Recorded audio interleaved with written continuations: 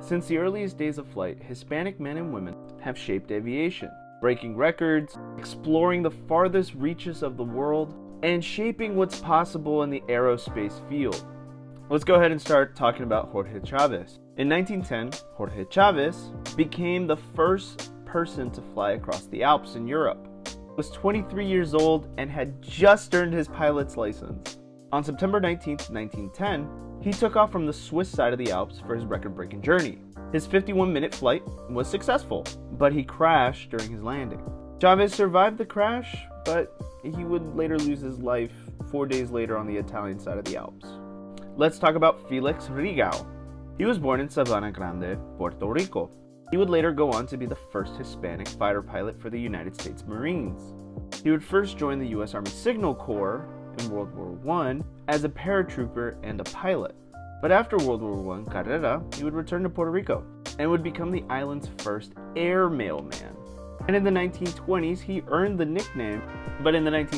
earn his nickname El Águila de Sabana Grande, or the Eagle of Sabana Grande.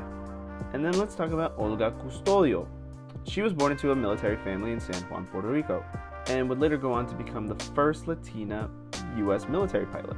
She would serve in the United States military for 24 years, retiring in 2003 as a lieutenant colonel, with over 11,000 flight hours recorded. And while in the U.S. Air Force Reserves, Custodio was hired by American Airlines, making her the first Latina commercial pilot. And of her career, Custodio had this to say: "Querer es poder."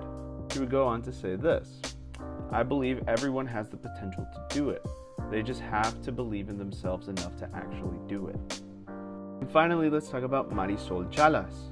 She was born and raised in the Dominican Republic, but moved to Massachusetts in 1982.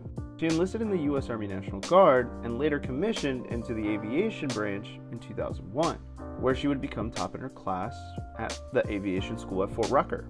And while there, she would earn a ton of awards, including the Senior Aviator Badge. And here's a direct quote: "When I was in flight school, there were over 3,000 pilots that flew Black Hawks," Chalas said. "Out of those, there were 120 females." Chalas became the first Latina National Guard Black Hawk pilot,